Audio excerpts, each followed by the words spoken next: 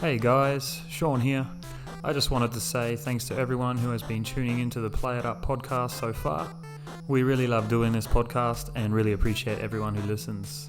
You can find us on Facebook at facebook.com/Play It Up podcast, and you can watch the full video podcast on YouTube or listen on Spotify, iTunes, iHeartRadio, Stitcher, Buzzsprout, and more. If you like what we do, please give us a follow, subscribe, comment, like, or review. And if you really like us, please recommend us to other people who might like us. Thanks, guys, and enjoy the episode. Looking pretty pumped.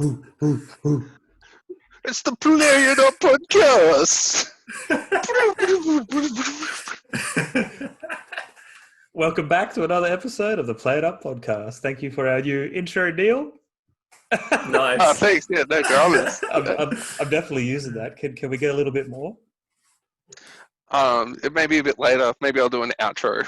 Ooh, nice. Yeah. I'll blend it in with that little chip tune thing. Should sound cool. Oh, boys. How are we? This is episode 8. It's been a little while. I'm in Germany. I'm Shaun, by the way. And who else do we have with us? No one. After you, good sir. It's just me. Yeah, we got Michael again over in Brisbane. Oh yeah. Yep, and Neil Cairns over in Brisbane as well. Nice. So got a couple in Brisbane, and we got me in Stuttgart, Germany. I've just moved a couple of weeks ago, and I guess that's why it's been a little bit since we had our last episode. But yeah, boys, how are yous? Yeah, not too bad. Grinding away, working hard, trying to save money. Yep. Does that mean you've had less time for games? Around about the same amount of time for games. Yeah. Okay. Maybe a session or two a week in the games room. Generally just one session. In my professional opinion, that's not enough. That is not enough. That a little session each day would be okay, but then, well, it depends how long the session is. Yeah, true. Well, there is the toilet session on the Game Boy, which is every day, almost every day. Yeah. Nice. And Ree's like, why are you going to the toilet so much? You need to see a doctor. Yeah, just like refining those Super Mario Land speed runs and nice. Using my time wisely on the can. You know what would, like, if you had, like, say if you had the runs, you could do speed runs while, doing the runs. That was bad. That was real bad. It was better in my head. Yeah. Or you could be like brewing up a big game, if you know what I mean. That was way better. Yeah. Oh, jeez. About to meet Princess Pooh. Oh, that's bad. How about yourself, Neil? Yeah, I've been smashed by work, but just doing a couple of things when I can. I've got back into an old game that I used to play as a kid. It's called Angband. So it's Angband. It's very. I haven't heard anyone else talk about it, but I've heard a lot of people talk about NetHack, which is it's a derivative of that. So it's a roguelike game. So it's a DOS-based game where it's kind of like a map made out of like symbols of like So a lot of people have been in the community have been working on this game. Angband. So it started in 1990. And it's a community-based game that people from the community help out with debugging it. You're just you're a little character. And it's just like you move a square each turn kind of thing. I can see images of it. Yeah, wow. Yeah, and it's So like a very early 80s RPG sort of dungeon crawly basic Yeah, game. Yeah. Yeah, that's it. Yeah. And it's really cool because, like, every level you go down is different. So, when you go down a level, it generates like that level's map. So you never go through the same dungeon twice, which is like when we're talking about starting in the 80s. Sorry, it started in 1990. Sorry. Wow. But still, when you think about that, it's insane what they do. So, it's actually built in the Tolkien universe. Oh, really? They're like Lord of the Rings and stuff. Wow. So, and yeah, the idea is to get to I think it might be like Mordor or something like, but he's on like level 100, which is like incredibly difficult. Like, yeah, people spend their whole lives trying to get to the end of this game. So yeah, it's something pretty cool. Oh, totally no. Like this is like total cramped up nerd. Yeah, so total cramped up nerd. That sounds like a good name for a game or a band. Yeah, it's funny. I remember getting the game we actually got it from my brother's mate's brother. He and like it was literally like given to us on like one of the old the floppy disks, the 3.5 inch or whatever they are. Nice. So yeah, like back in those days. Yeah, but like I said, due to COVID, a lot of the people in the community have actually put a lot of time into making it like a really good game again. So yeah, that's cool. It's pretty cool. It kind of reminds me of the Binding of Isaac, the way you describe it. Like it's a randomly generated dungeon crawling kind of game. Is that right? Definitely. Okay. Yeah, 100%. It's like that. Just not as sick. Yeah. Okay. It's like more basic, but still. Yeah, totally. Like you can see where. Awesome. Yeah, you can see where like Isaac would have got the idea for that. Totally. Especially watching that episode of the role playing games on the high score on Netflix. When I watched that kind of actually made me think, oh, I wonder what's happening to Angband, and that kind of got me back into it a little bit. So nice, man. That's cool. So you just downloaded it for free somewhere, or? Yeah, it's like if you just type in Angband on the net, you'll come to the homepage, and yeah, you can just install it for whatever operating system you want. So I tried that just before and accidentally typed in Wangband, and it was a bit confronting. Right. Yeah. Angband. That was a different kind of role-playing game that I did not want to play. I completely made that up, by the way. Nice, man. Nice. And what have you been playing, Mike, when you do get some time? Yeah. A bit getting stuck back into Gran Turismo 2.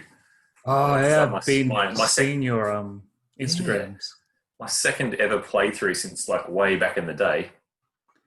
Wow. And I found, because back in the day I had a burnt copy of it. Yep. And he did, yeah. And I never had the actual. Can you say that again, Mike? You just broke up a little bit. Oh, sorry. Yeah, I never had the arcade mode disc. Okay. Before.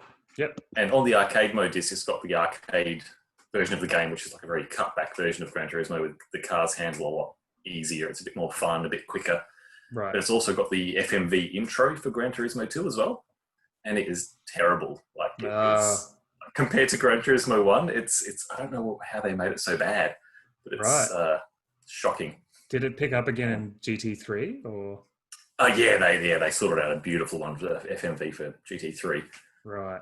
But yeah, so, and also because I only had the burnt copy back then, I didn't realise that there was on the simulation, the Gran Turismo mode, simulation mode disc, where you play the main Gran Turismo game, which is disc 2. It's got like a scratch and sniff on the actual top of the disc. So you rub the disc and you can smell the smells of the pit stop. Oh. Yeah. So and it smells like rubber. You said you rub your disc, right? I rub my discs real hard and have a good sniff, and then holy cow, it's refreshing. What's it smell like, Mike? It's meant to smell like the pit stop, apparently. So wow. But it smells like car tire rubber. Like if you smell a car tire, if you go to a tire shop, it smells like that tire rubber smell. Yeah. That's That's so crazy. cool. Yeah, that's really cool.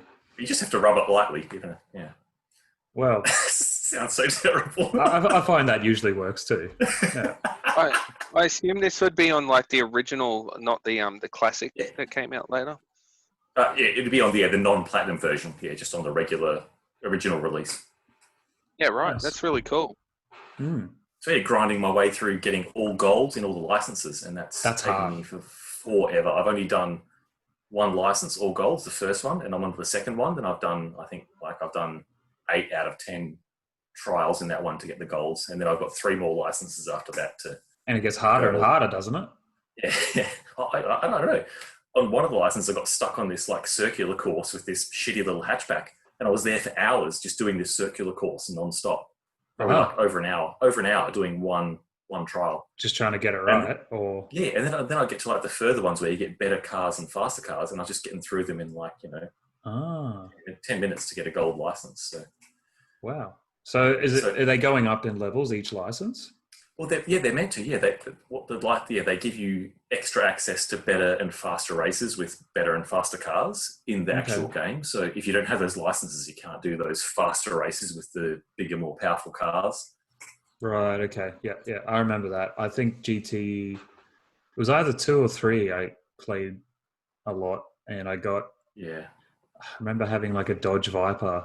And I just was, there was one race where if you win, you get like a decent amount of money. And I did that race like so many times.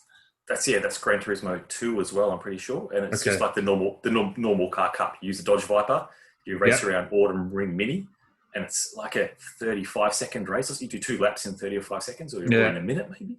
Yeah. It might be a minute, you do 2 laps and you win, you get 50k. And just do that a couple of times and you can buy whatever you want. Yeah. Back when you had to earn your money on video games. Yeah, that's it. Yeah, not like these days. Bloody Forza Horizon. Bloody, you start off with a Ferrari. Mate. When I first played Forza, I was at my brother's place. I was playing it with my nephew, and we were playing it.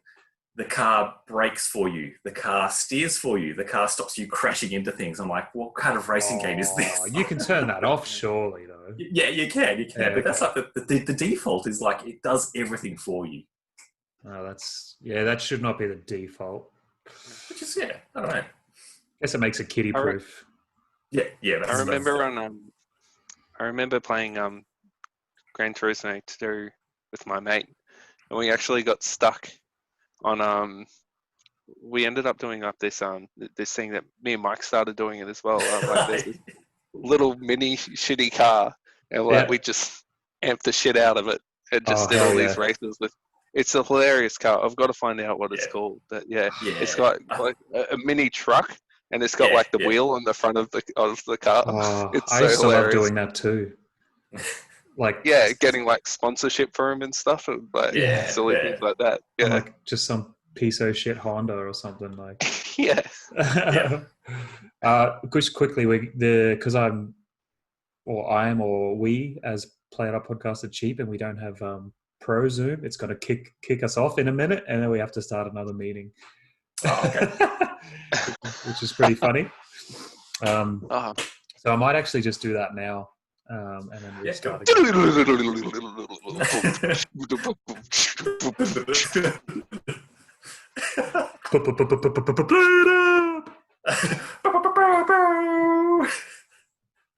Man, we are nerds. I love it. Oh yeah. Ooh, baby. All right, we'll be back shortly after these messages from nobody.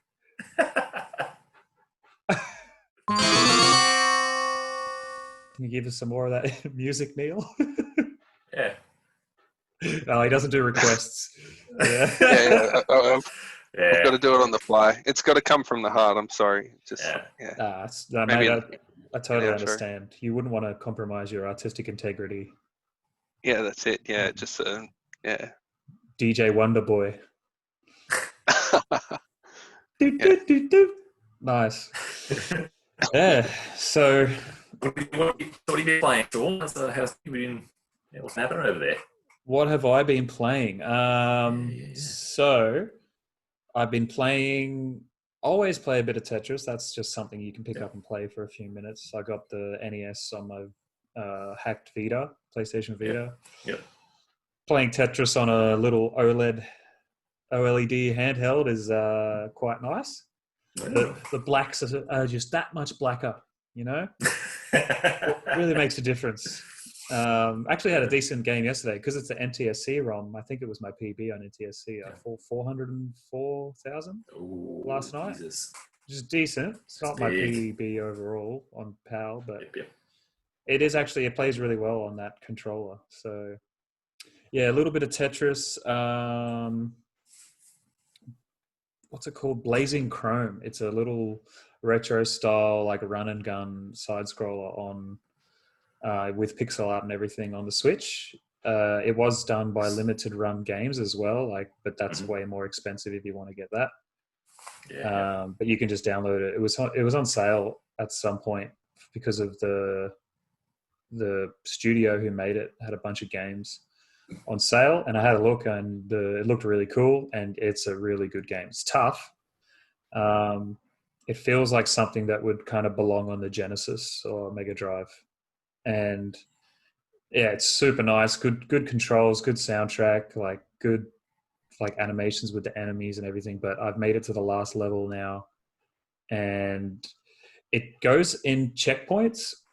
So you play up to a certain checkpoint, right? And kind of like Mario, and then you have unlimited continues to go from there. But if I get out of the game, I have to do like the really hard part again, which I've now gotten past. So I'm like keeping the game open because I don't want to go through that again. Even though like once you get past it, you kind of understand it, and then you can do it again.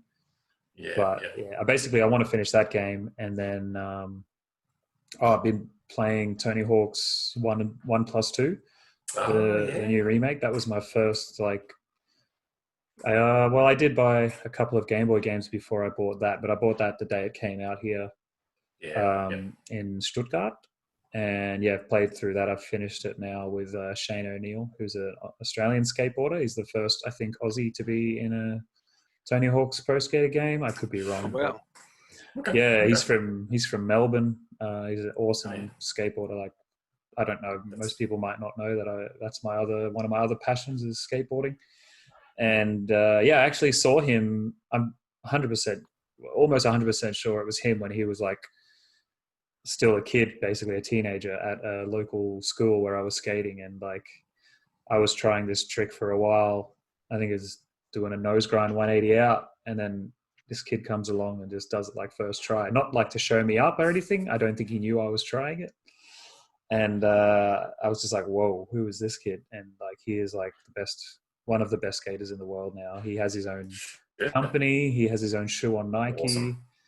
And he's just awesome skateboarder. So yeah, shout out to Shane O'Neill. I actually saw him at Cooperoo Skate Park like a couple of years ago because he's comes back here every now and then, and just he'll be in Brisbane for a bit and sometimes go to some parks. And I did a trick near him, a crooked grind, shove it out. It's like one of my kind of go-to moves. And he gave me a little whistle, so I was like, oh, dream come true. I didn't talk to him because I was shy. And I didn't really want to that's part of the excuse is that I didn't want to annoy him because he probably comes back to Australia to have a relaxed time and everything. And yeah, I should have said hi, but the whistle was enough. That's all I needed. And yeah, that was a bit of a tangent from gaming, but yeah, that was related to Tony Hawk's. So fair enough. Yeah, nice. Really, really good game. If anyone out there likes the Tony Hawk series, super fun. You can play online. It looks amazing. It feels just like the originals, and they've added some things in there. And same soundtrack, but new songs as well. So it's like they've kept. Oh, your Teddy's is on there now from the advert. Yeah. Yeah. Sorry, what was that? Is on there now? What's on there now? Oh, Dead Kennedys from the advert that I saw. Yeah. Right. Yeah. You've got a Dead Kennedys track in there. Nice. And while you're playing, you can actually just click in R3, I think it is, and skip the song. So if something comes up, like if you don't like rap music or you don't like rock or something, you can just skip those songs and keep on shredding, bruh. Just shredding the gnar. Oh, fuck yeah, bro. Ew. How's Fun it fact, how's it hold up? oh, sorry. How's it Yep. hold up compared to the originals, Shaun? Yeah, really good. Like it keeps the whole essence and gameplay feel of the originals. Beautiful. Plus, it adds some more things. So, like, you can play Tony Hawk's 1 now with reverts and manuals, whereas Hey. it never had that. It didn't even have manuals, the first Tony Hawk's Pro Skater. And then And there was no same, reverts in Tony Hawk's 2, was there? yeah, exactly. But I think it Yeah. also gives you the option to change the movesets back to the originals as well. And it also unlocks game mods like Huge Skater and Tiny Skater. So like you're this like Cool. minuscule little like ant Mhm. or this giant. And Sick. yeah, a lot of the challenges are similar to the originals, but some are different. And you collect all the secret tapes, and you actually, once you collect all the secret tapes in both games, you unlock a movie of that skater that you finished with. So actually, I forgot Cool. after I finished my session when I finished the other day or yesterday to watch St. O'Neill's that video part. So I'm going to watch that Cool. after we finish up here. But yeah, really good. Nice. And so Vicarious Visions did that one.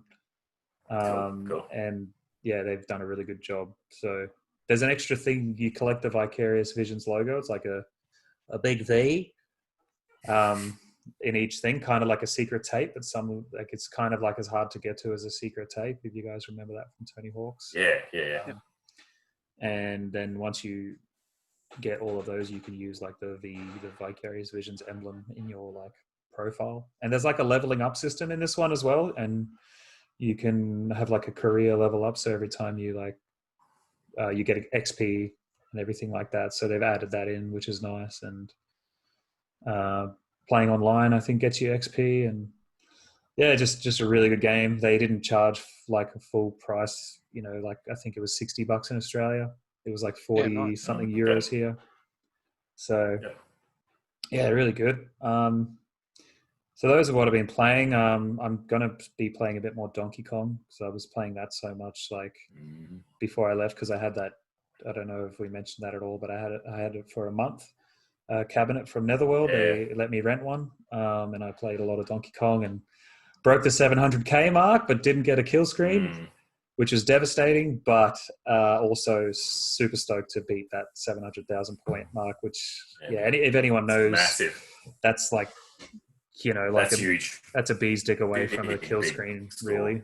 Like, yeah, that was nerve-wracking, man. And I had another 600 and something game after. I'll get it. I know I will, but yeah, I've never chased something on a game for this long, this many years. And I guess it's only been like 2 years since I've been doing it kind of seriously, but yeah, that's kind of what I've been playing. I think. Fall Guys. Have you guys played Fall Guys on PS4? I've been playing that with Ree. I've been playing it with Ree. Yeah. Isn't that fun, man? Man, it's ridiculous fun. Yeah. I don't. Do you know much about it, Neil? Yeah, Eric's been playing it a fair bit, so Nice. yeah, it's been a bit of a fun family time. So yeah, it's definitely like a kiddie, easy to play kind of game. But I mean, and everyone plays it. It's really cool. I haven't won or anything yet, but it's just satisfying. It's like being in that game Wipeout. Remember, was it called Wipeout or? Yeah. Takeshi's Castle as well, the Japanese one. Yeah, you're trying to get through a crazy obstacle course. Yeah. I've been playing online with Michelle's brother because he plays it as well. So that's been pretty cool. Like we only just met like when I got here, and apart from talking a little bit when Michelle was at her parents' place over WhatsApp video chat. So it's been cool playing with him, and he gets to practice his English, and I can talk to him and be like, oh, what's this word in German and stuff at the same time. Nice. Teach him things, and he'll be like, run, you little bastard. Talking to his Fall Guy, and I'll say something in German that's like sort of the equivalent, maybe worse. Which I won't say on here. I don't want to offend any of our German listeners, which I'm sure we have zero of, but that's okay. Ree managed to get a first place in a qualifying on one of the rounds. Oh, no way. Oh, And she the video saved on the PS4. It's the one where you run through like the doorways with the teeth sort of thing. You jump over, you jump through the doorways. Yeah, she chose every single right door just by luck and made it to the end, and just like made everyone look like they're doing nothing. Wow, good on you, Ree. I haven't even done special. that, man. Wow, nice. No, I've never ever come first ever. No, I think I came third or fourth in a qualifying. Same. Yeah, I got a third. Yeah, I did come seventh, I think, overall. Like I got to a final, but I mean, it's hard, eh? It is hard. Ridiculously hard to get there. It is, yeah. Especially with kids playing it all the time, like who have all this time to learn it and everything. Yeah. Probably playing it while they're making their TikToks and checking their Instagram feed, and just still destroying us. Yeah. Yeah, that's what I've been playing, and I did go to a retro game shop in Frankfurt. You got to tell us what it was like in there, man. Like it was really nice, like super organized and cool. efficient. You know, like you would expect from the Germans. Consoles to like. Was it PC as well, or was it all like just all arcade games? Yeah, pretty much all consoles. They had a good selection. It was called Foxter Games Frankfurt. They have another store somewhere else as well. Foxter, like FOXTER .eu. If anyone wants to check it out. So I think they're a bit of a chain in Europe. But yeah, nice young dudes who are working there. They helped me out. I bought a couple of Game Boy games. What did I get? Solar Striker on Game Boy. That's a good game. Yeah, and DuckTales, which is also fun. Oh, cool. Yeah, nice, man. Yeah, I was pretty stoked with that. €15 all up, so $22.50-ish or $23 Australian. Yep. Not like, and you know, it's retail, but that's still pretty fair. That you'd probably pay a bit more than that at Super Retro, maybe, or about the same in Australia. Yep. And are they boxed any differently, or?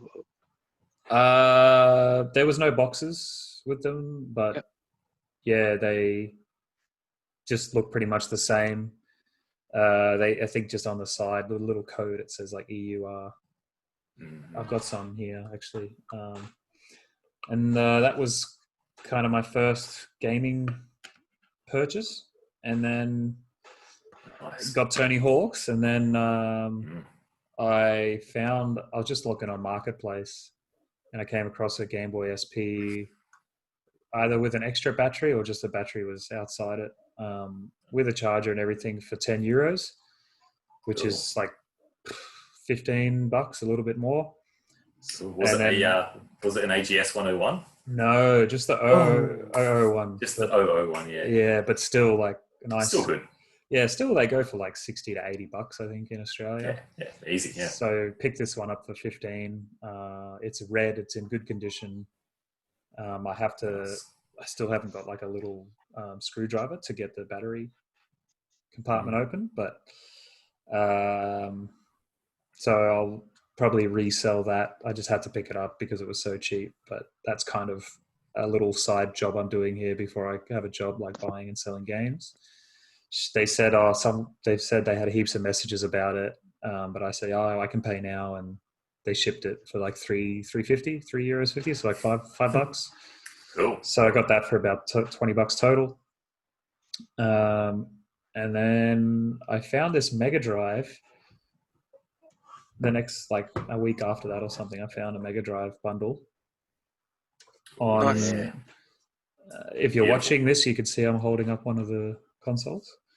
Mega Drive 2, I think, is that? Yeah, that's a Mega Drive 2. It did also included the original, so two Mega Drives and 19 games. Whoa. He was asking $220, which was already pretty good price. So that's about a bit over, like that's probably about $350 Australian. But he said, you know, if you can do 200, if you can come today, I can do 200. I couldn't come that day, but I said I'll be there tomorrow morning. So he still did it for 200, and he was like super adamant, like, I want you to test every game, every controller, because I don't want, like, something to not work later, and then we have to do a refund or anything like that. So Yeah. he's super nice guy, very honest and legit. Like, had me into his place, and even like gave me like a Apfelsaftschorle, which is apple juice and sparkling water or soda water. I think it's just sparkling water. And Okay. it's just like a drink that they have here. It's like refreshing, but not too sweet because it's mixed with some water. So I had some of that and played some games and tested them out and asked what else he had. And he had some Game Boy games, but I'll show you those after.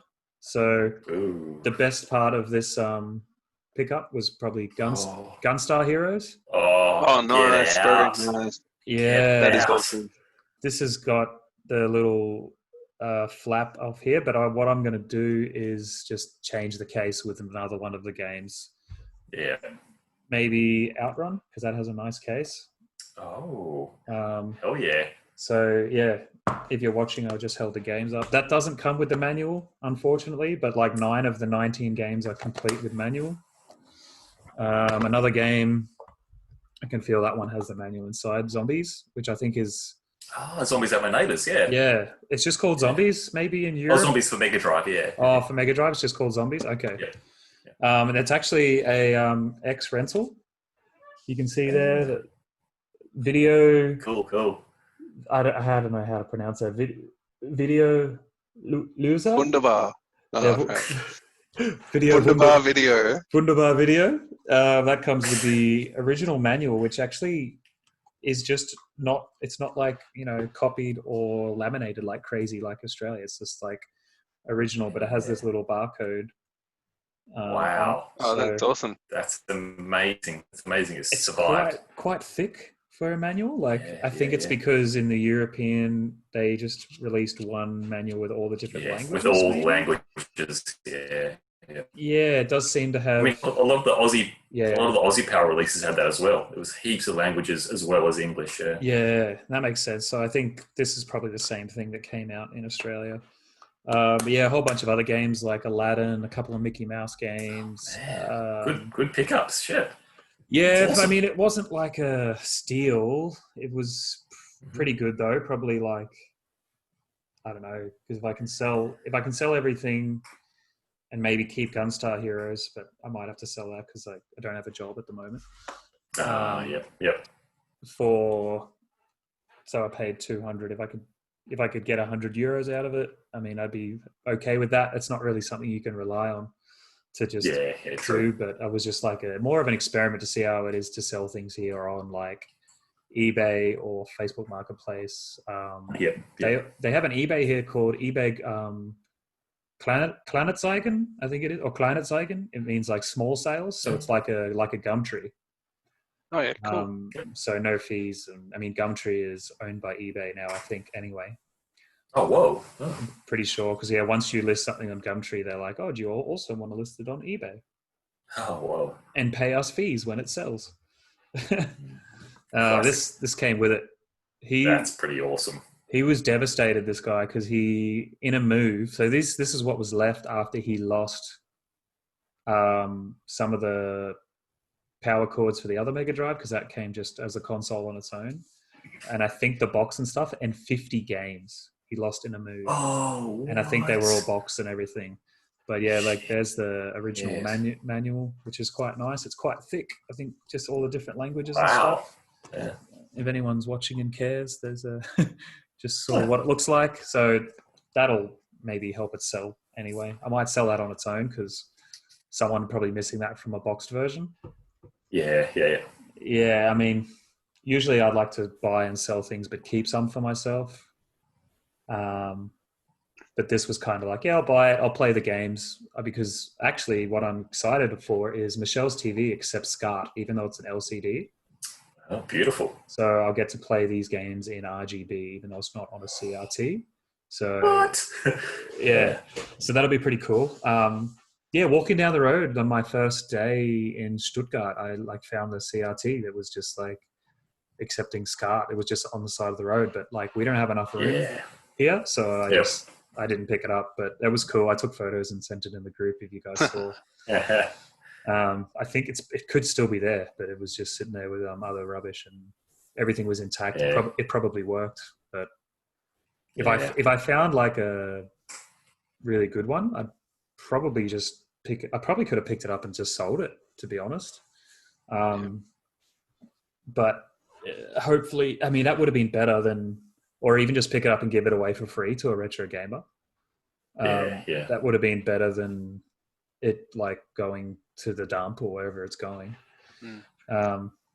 Yeah. What size was it, Shaun? What? Sorry. What size was the TV? It looked like about a 20-something inch, maybe Right. 20, 21. Yeah, Right. kind of pretty on the bigger side. It wasn't a small. Yeah, definitely. Yeah, so Not something you could just pick up easily and take inside. Yeah, not like I could hide like under the bed and then pull out.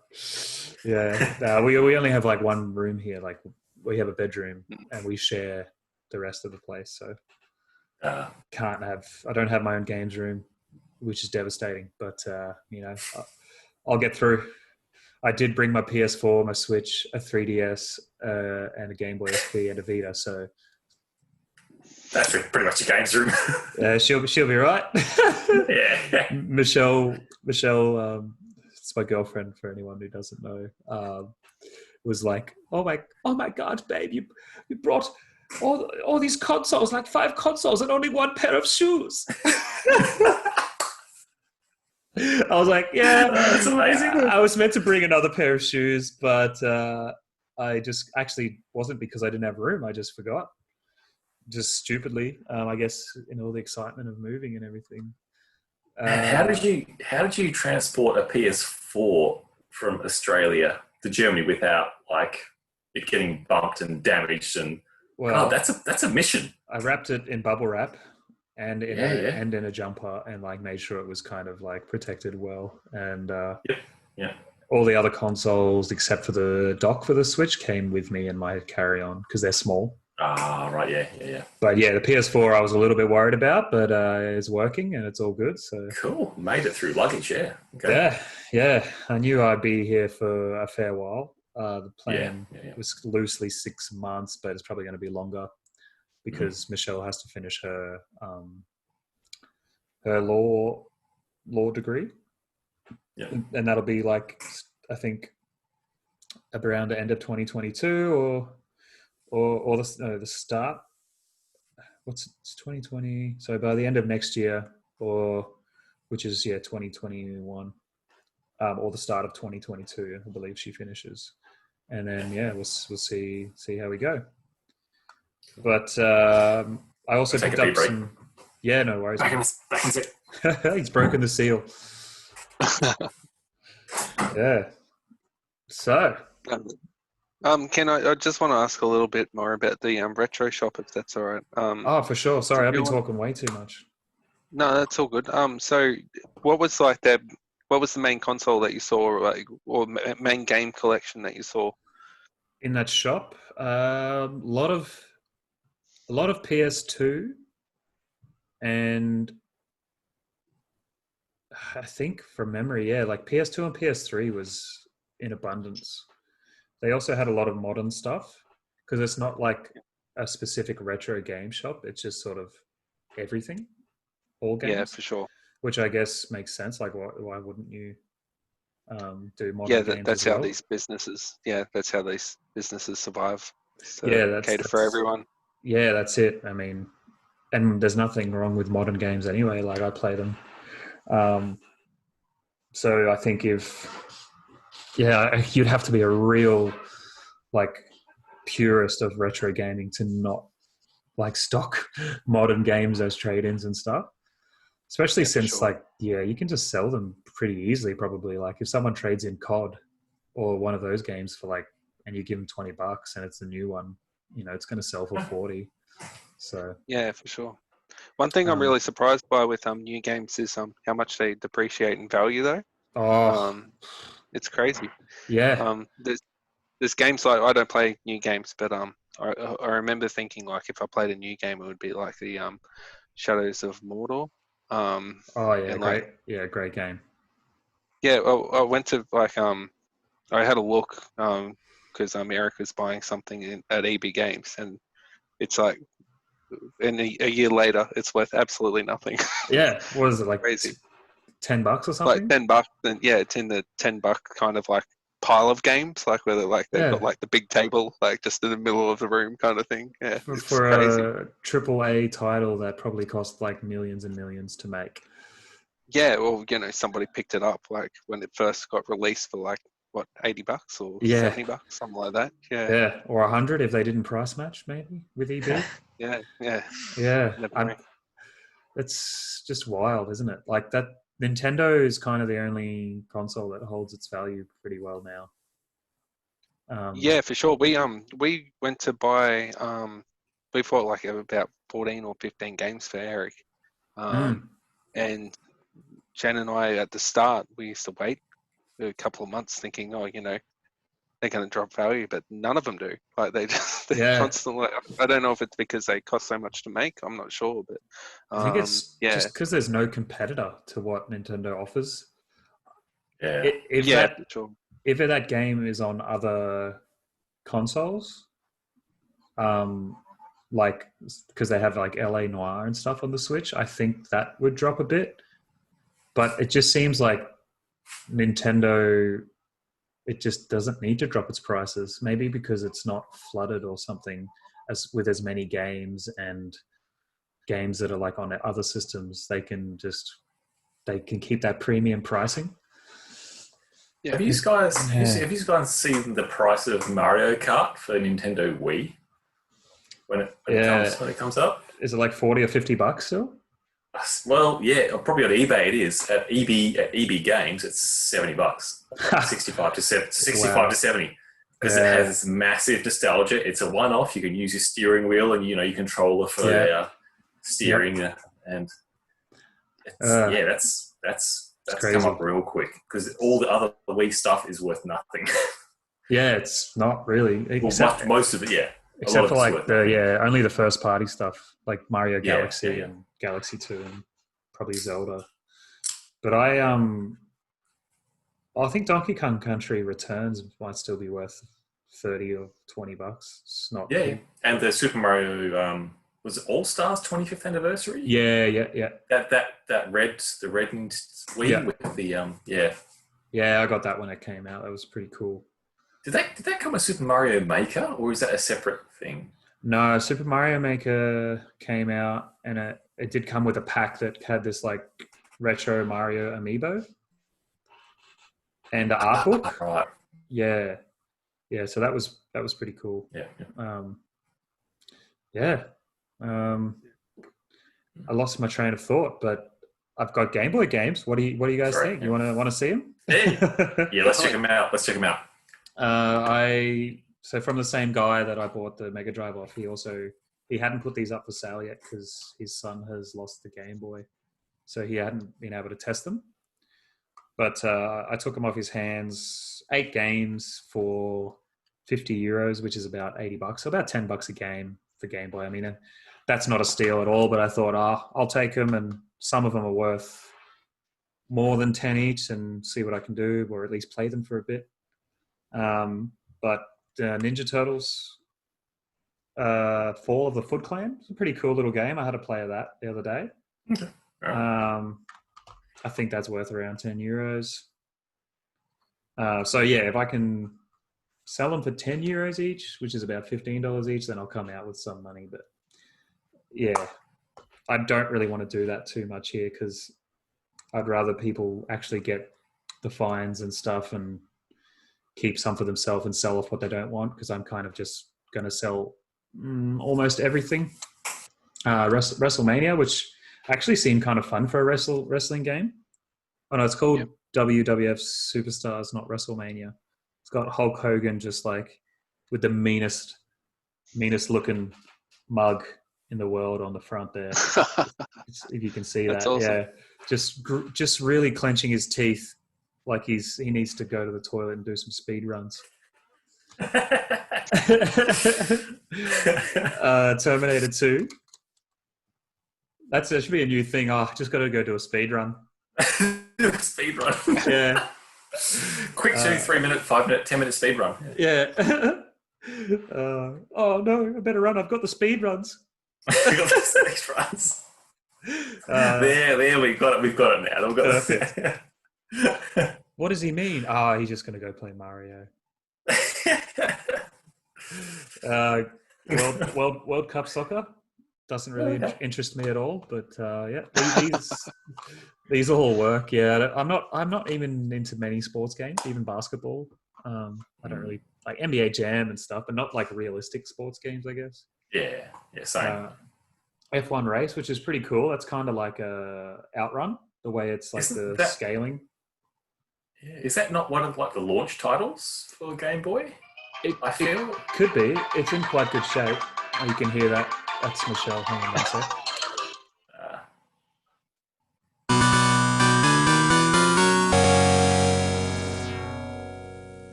And we are back. We're back. The Play It Up podcast is back. Oh. So, Shaun, have you found much of like a gaming community in Germany? Well, funny you should ask, Neil.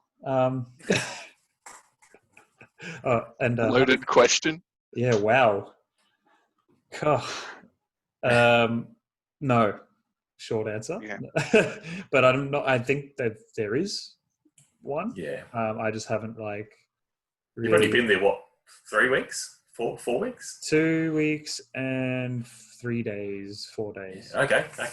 Yeah. So, I've made a couple of friends at the skate park just from skateboarding.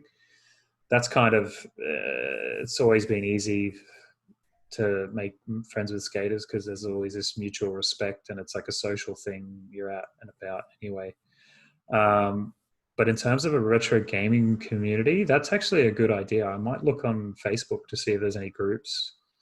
I don't think I couldn't find an arcade or anything in the area, but I would love to. And maybe there's actually, that's what I need to look into, pinball places, because they usually would have a arcade or two, but I love pinball anyway. So,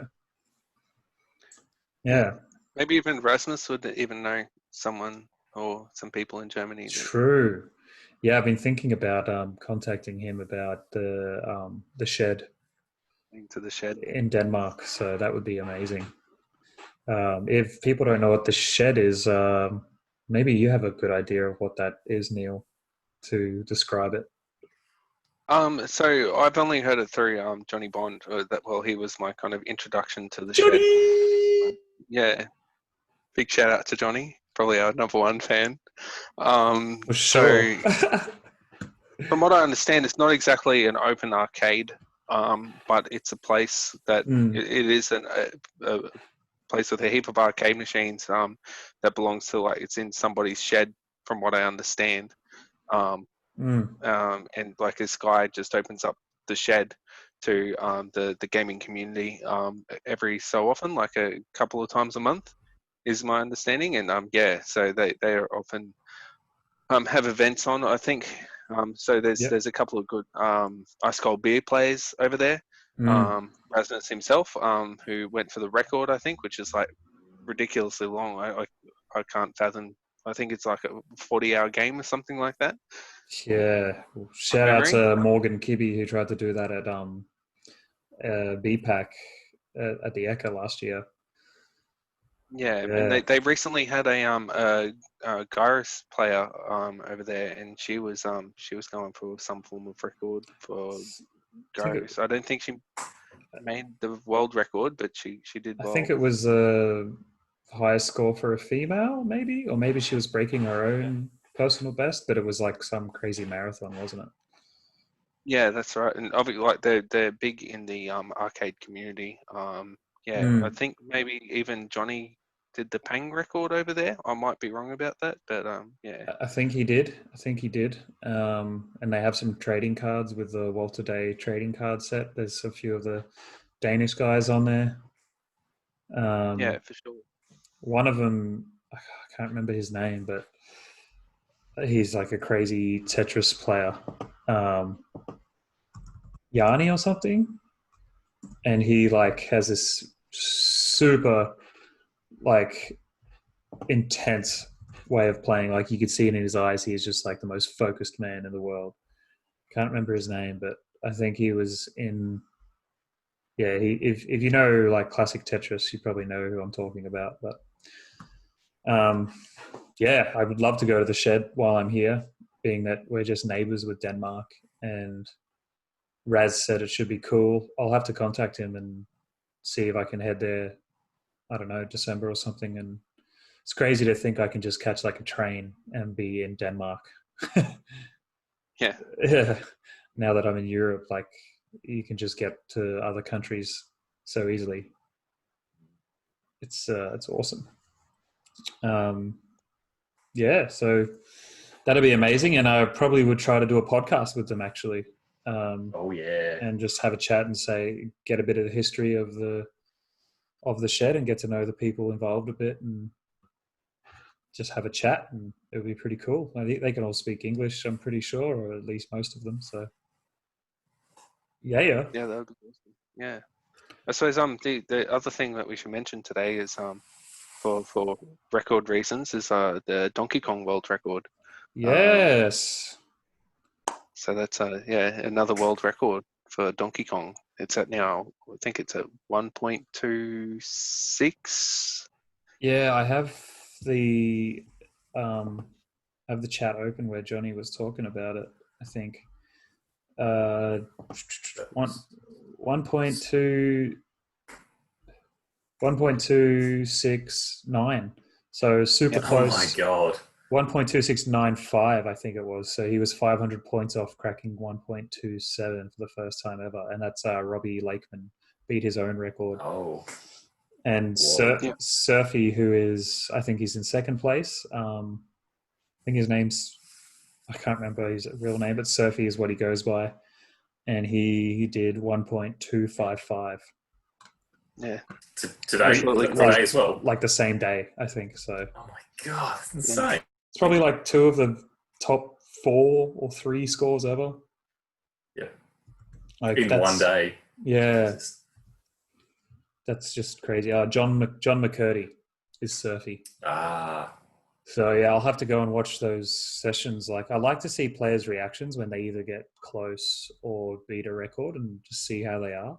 How it affects them, because that's like an amazing thing. Like last time Robbie, though, he just seemed a bit pissed off. He beat the Surfy's record and he was like, "Yay, new world record. Woohoo." He didn't seem too happy about it. I think because he was just getting the shits with the game, which is very understandable, because I think it like made it really hard on him. Like they weren't steering and stuff, the barrels. I remember him saying like, "Of course, why wouldn't you steer? God." Just getting pretty annoyed, but I mean, it's an enraging game. So. Oh yeah. And on some local Donkey Kong news, Matt Tecchio got another 1 million game. So that's his, from what I understand, that's his 4th 1 million game. Yeah. And the only Australian to make 1 million. So yeah, it's pretty impressive.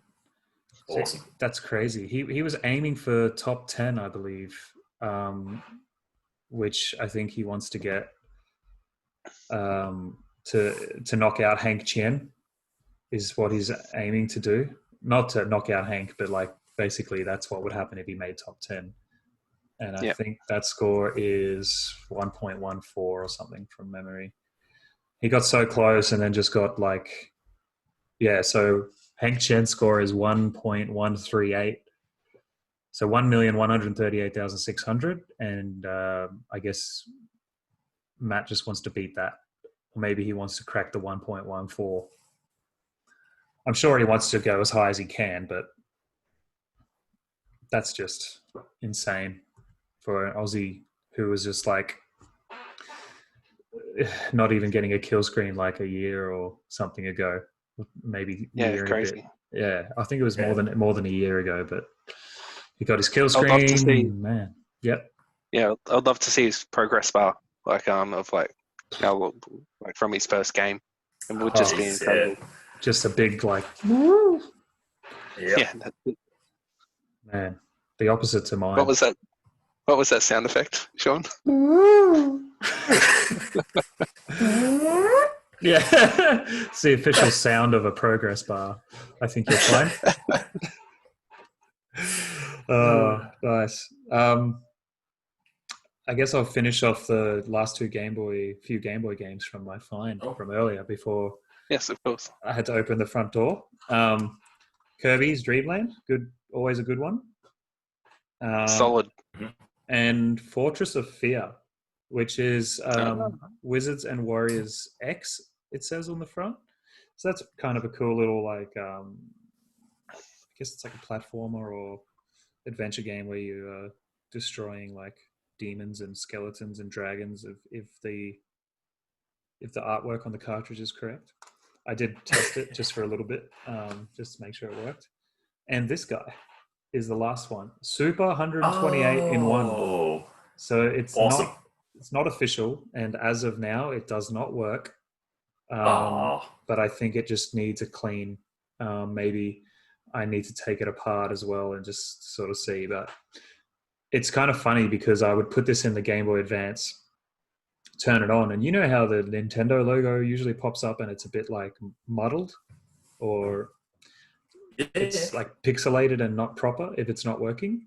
Only the trademark R was coming up, like the registered trademark, with no Nintendo, and other times it was like just weird dots where the Nintendo logo should be. So not what you'd usually see from a cartridge. So, I mean, if I can't get it working, it's a cool little like piece to have, because I won't sell it unless it works. But apparently these are worth a little bit, but no save states for any of the games. So you either have to finish it in one go, or hopefully there's a password system for that. But I don't know which 128 games. There's a bunch of these because I looked up to try to see what it's worth. There's a bunch of different ones, but it's kind of funny. On the front, that looks like Mega Man and some sort of egg with arms and legs. Does that look familiar at all to you guys? No. Look at him. He's like an egg, and like Mega Man seems to be. Egg guy. He's actually that's kind of bad because he's like a blue marshmallow egg. He's pointing at his head like this, as if he's like saying, "I'm going to shoot myself," and he also has a thumbs up. And he's wearing like a scholar's hat, like you would at graduation. I thought that's what it was. Yeah. Where does this guy get off? Oh, mate. One of his eyes is closed and it's like an arrow, and he's got like a little douchebag pencil mustache. I mean, Mega Man should not be gallivanting around with such things. No. Anyway, that's it. And yeah, they all came, except for one of them, came with the plastic Game Boy cases. So that's another cool thing. They're kind of like not rare or anything, but I think they're still worth like a couple bucks each. They're all official Nintendo ones, so. Cool. I think, yeah, they all are, as far as I could see. Yeah. Have you guys had any pickups lately in the last like month?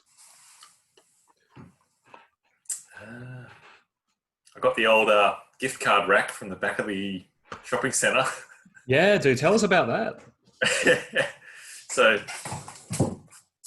anyone that can see the video, I found a. That is so hot. Oh my God, that is hot. Yeah. So I was walking the dog with my wife and we walked past the back of the local shopping centres, and out the back, in amongst a bunch of old like pallets and crates and rubbish at the back of one of the shops, there was like an old gift card rack. And I was like, it's a pretty unique thing to be getting thrown out from a shopping centre. Yeah. So I went up and had a look at it. I was like, this could be something, because a gift card rack is the clear perspex, many shelves of clear perspex where you can put your gift cards in, and there's rows and rows of gift cards down and up. I was like, that'll probably work really well for video games as well. For like, I don't know, like you put games in there instead of gift cards and layer them like side by side, like an old video game store in like the late 90s, early 2000s, when you'd have racks and racks of video games sort of thing, like at a Sanity or At EB Games even, at a games shop. So yeah, went to the cafe just around the corner from there. Came back, and when I came back, the manager was at the back of the shopping centre as well. He was doing just organising some shit around the back of the warehouse of the shop. I was like, "Is this So I went up and had a chat. I was like, "Is this thing? Is this rubbish? This thing here?" Or like, whatever it is. He's like, "Oh, it's been out here for a couple of weeks. We thought someone was going to come and pick it up, but it's just been sitting here. It's just like, it's going to get thrown out in the next rubbish run. So if you want it, you can have it." And I was like, "Okay, then I'll come back later and grab it." Yeah. Hell yeah! Did you clean so so good. Yeah, sorry, keep going. Oh yeah. So we came back with Ree's Mini and opened up the boot, and somehow, miraculously, just in the back of the Mini, I drove it home and I put it around the backyard. And because it was a gift card rack, it was a lot of glitter. Like every shelf had like a thin layer of glitter along the bottom of it, because gift cards apparently have glitter all through them. Yeah. So it was it used to be in a strip club. Yeah, true. I'm glad it wasn't. And I had to pull every single. I had to pull the entire thing apart basically, and every shelf is made of two perspex parts. So it's like a vertical part which hooks into like a lower vertical part, and they hook in together to make like a single shelf, and that goes on down. I don't know how many times. 12 or maybe 14 times down the entire rack. So I had to dismantle the entire thing and clean, I don't know, 40 or 50 bits of perspex, because every bit of perspex had glitter all over it. So in the backyard with the hose, the detergent, just high pressure watering it with the hose and pinning it down, setting it out to dry. I was trying not to dry it in the sun, because I know that some perspex can go yellow in the sun and like start to discolor, which has happened to some of the lower levels of the of the case, because the lower levels where it was situated at the shopping centre, the lower levels was close to where the sun could get to it, like around the corner of the wall it was near. Right. So some of them have gone a bit murky. So I was drying it out on top of the clothesline in the shade or on a towel, and it was an entire day process to get it all cleaned up, and managed to get it all put back together and brought it into the games room. And I was like, "It's here. Let's." So I got my PS1 games usually in like a CD storage rack. I was like, "I'm just going to layer all the PS1 games in it and see how it goes." Yep. I'll just repeat. I think you said you used to have your PS1 games in a CD storage rack. Yeah, CD rack. Cool. Yeah. It's breaking up a bit. It might be your connection. Okay. It's probably my connection. I need to get a Wi-Fi booster in the games room for sure. Okay. Get off the internet, Ree. God. Get a Fall Guys. Yeah. Jeez. Stop watching your 4K Lego movies. And yeah, so I laid all the PS1 games up in it. I'm like, awesome. Nice, man. Now I just need to somehow fit it in the games room a bit better, because it takes up a lot of room. And we'll go from there. Dude, nice. Yeah, I love it, man. I think for me, that's the dream, having all my games, at least the ones that look cool, forward facing, like a game shop or museum. Because I mean, then you can just appreciate, and you don't have to pull things out all the time and handle them to look at the artwork. Yeah. And it makes it easier to decide like what game you want to play. That's it. Instead of just looking at words, you kind of looking at like what appeals to you, like what kind of gameplay in a way. That's it. It reminds you of games that you do have in your collection that you don't see, and you're like, "Oh shit, that's right. Why haven't I played that recently?" Yeah. Yeah. Oh, mate, it's beautiful. It's awesome. It's like you got that for free as well. I mean, you had to put in some labor, but free in terms of money. Yeah, that's it. Nice. Oh, except your water bill probably went up a little bit. A lot of water was used. Holy shit. A few dollars maybe. With the perspex, because I was like detergent and the little thin laser perspex. I had like cuts all over my hands from dealing with like slippery perspex. Like, oh man, you really like paid the price for this setup. Wow. Yeah, totally worth it. Yeah. Oh mate, You're a retro gaming warrior. That's awesome. You know what would be really freaking sweet if where the signs up the top are, if you like put some like Kong off marquees or some sort of like signs for gaming up there. There'd be enough room for a thin, like a wide marquee of some kind. Yeah, I'm thinking maybe like a PS1, just like a PS1 label. yeah, just the To start classic like with. colorful logo with PlayStation. Oh, Yep. hot. Yep. Yeah. And then like a motion sensor audio tune of the startup screen. Oh, so every time someone walks past it, like, Yeah. how do you make that sound with your mouth? I don't know. Yeah. Everyone knows the classic PS1 load up PS1 screen. startup noise. Yeah. Oh, it's so good. Yeah. Well, what about yourself, Neil? Or Mike? Did you have any other pickups? No, that's been it. Okay. Yeah. All right. Hit me, Neil. Hit me with your best shot. Pickups I've had. It's an old pickup, but I finally got it up and running, and that's the FPGA board or the Master Mister. board. So, Master. Yeah, Mister. I don't know what to call it. I don't know. Maybe it's I a call New it South Mister. Wales, Queenslander thing. I don't know. Yeah. I finally got that up and running. So still need to do some updates. Had a quick game of or two of Ghosts and Goblins, and it ran really smoothly up until a part. So on the for some reason on the fourth level, when you're walking across, you kind of when you're moving right, all of a sudden you kind of hit this invisible wall, and you actually need to kind of like jump through it, and it's really kind of janky.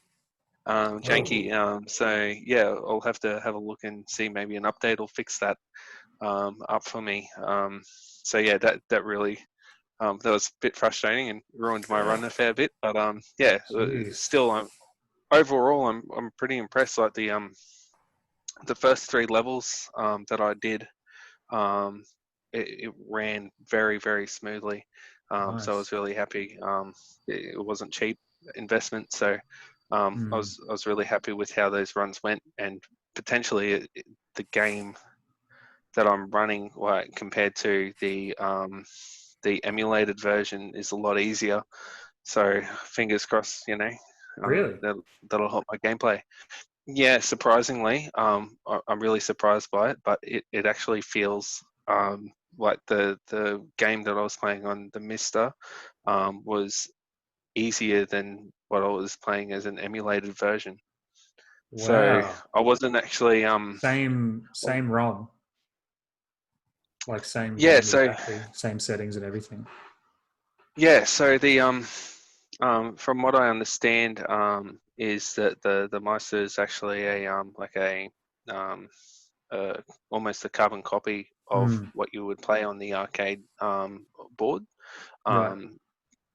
But I wasn't expecting it to change monster pattern behavior, which is kind of what I experienced playing the original game. So yeah, from what I understand, or from what I've learned about Ghosts and Goblins, it's actually easier to play on an original board than it is the emulated version.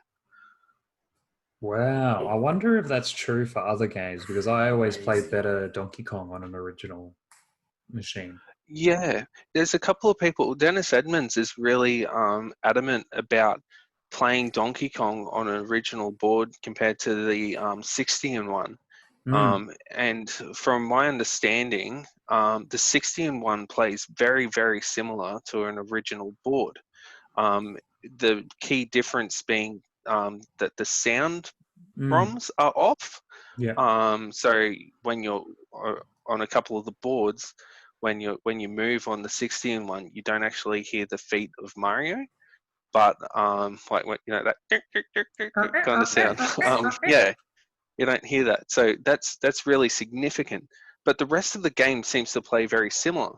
But But he was always adamant. Yeah, I thought maybe it was just like, maybe it might have been an excuse for some bad games on the 61 or something like that. But no, what I've noticed is a significant difference between the just what the monsters do, which is bizarre. I didn't expect that kind of difference. So yeah. Yeah, I wouldn't be surprised if that's like accurate, because I've had like my last few PBs on a original Donkey Kong, and it does kind of feel easier. It could just be a mental thing. Don't know. For me, anyway. Like your one sounds like you know that game super well, right? The Goblins. Yeah. Goblins. Especially those levels that I'm playing on. I've really there's times where like I kind of need a good game, but just the small amount of playing that I've played, it was noticeable.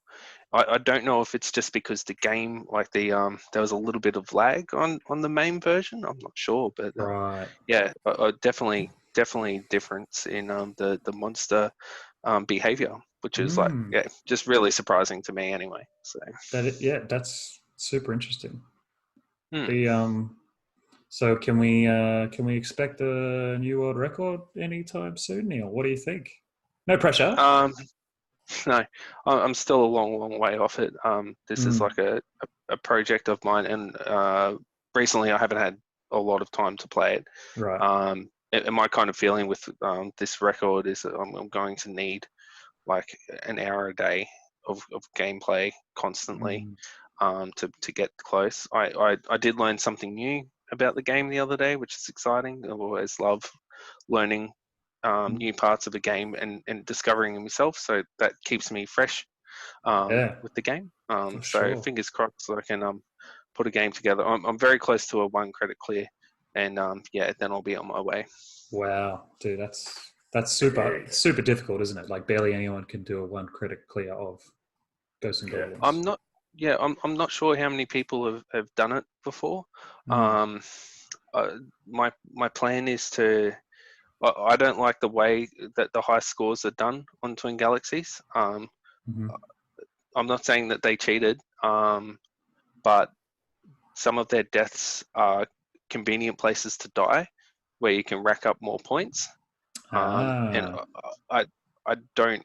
The way I'm going to, or the way I hope to break the record, would be to move on from those points after dying, so nobody can be like suspicious about my gameplay.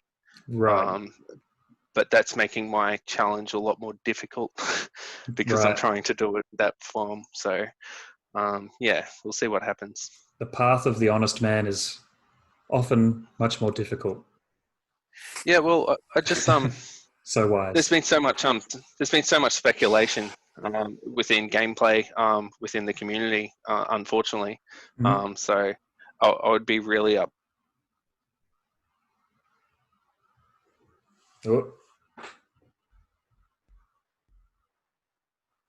Kind of thing. So I think it's just a nice clean run would be perfect. Sorry, I think it might have been my internet. You guys both just froze for a sec. So last thing I heard was there's been speculation in the community.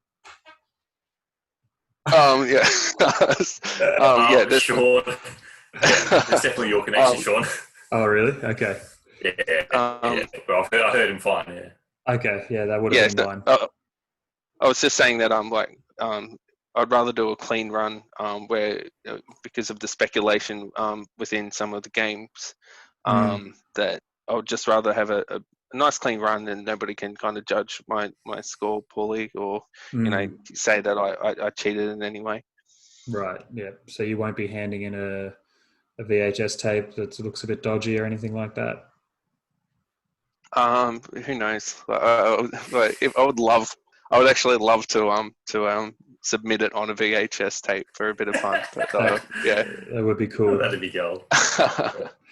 For sure. But I just want to make sure that I don't. The way I've been practicing is if I die, you move on from that area. You don't continue to use a point press. Right. And nice, man. That's the honourable way to do it, and then there'll be no doubt in your mind or anyone else's that it's legit, and that's what you want. Mostly for yourself, because I know you well, and you would just feel shit if you knew that you didn't do it the right way. You wouldn't even submit it if you thought it was dodgy. Yeah, that's right. Yeah. So, well, you know, I think 99% of us are honest people. But yeah, you just got to make sure you're submitting correctly, I suppose. Yeah, that's it. And I will watch that submission, and I will try to pick it apart as much as I can. But I'm sure I wouldn't find anything wrong with it. Nice.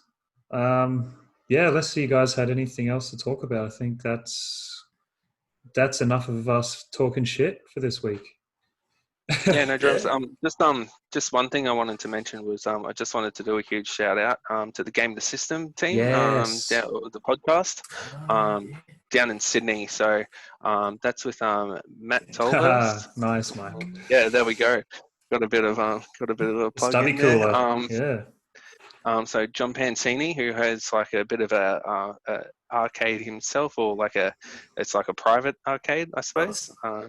And definitely Mark Bell. Mark Bell's someone who I really look up to in the Australian gaming community. He's really gathered the community down south, especially.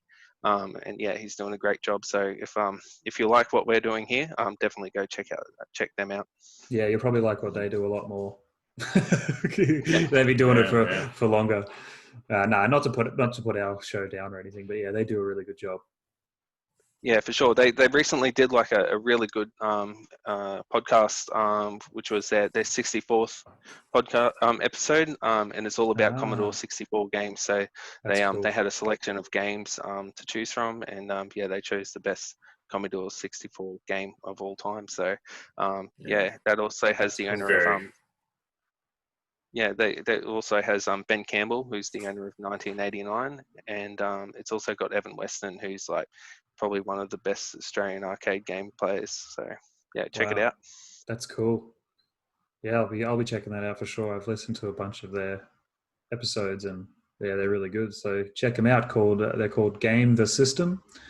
I'm not sure of what all the platforms that they're on, but yeah, Google them. Or do you know what platforms they're using, Neil? I'm pretty sure they're on Spotify, and that's all I listen to them on. Maybe we could put in a link after on this podcast or something. Yeah, sure. I think they have a Facebook page as well. So I'll put some links in the description of this podcast, and you can find them there. And yeah, shout out to the Game the System guys. We love you, and thanks for contributing to the retro gaming community with such a fine podcast. Yeah. Guess that about wraps it up. What do you reckon, boys? Yeah. More shout outs to the Arcade Perfect podcast as well. Yes. Good. Well, Darren Borg and Shaun Tagster. Legends, been podcasting for a long time, yeah. Yeah, I've listened to a few of theirs.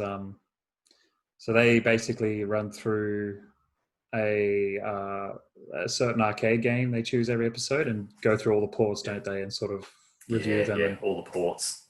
Yeah. Consoles, the home micros as well. Yeah, nice. Verse them off against each other. Yeah, that's a cool idea. Yeah. Very nice. All right, awesome. Well, I'll put a link for the Arcade Perfect podcast in the description as well. Thanks for joining me, boys. I'm sure it's 2:46 p.m. here, so that's almost 11 p.m. for you boys. So, no way. Oh. Yeah, you better get to bed before you get smacks on the bum. All right, good to see you again, John. Thanks. Yeah, man. Good to see you guys. Yeah, really cool. Almost felt like I was back home. Yeah. Thanks for tuning in, guys, and we'll see you again soon. Neil.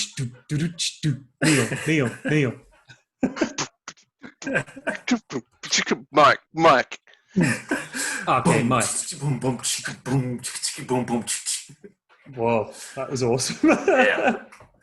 Yes, we are so cool. Fuck yeah. See you guys. See you guys. Have a good one.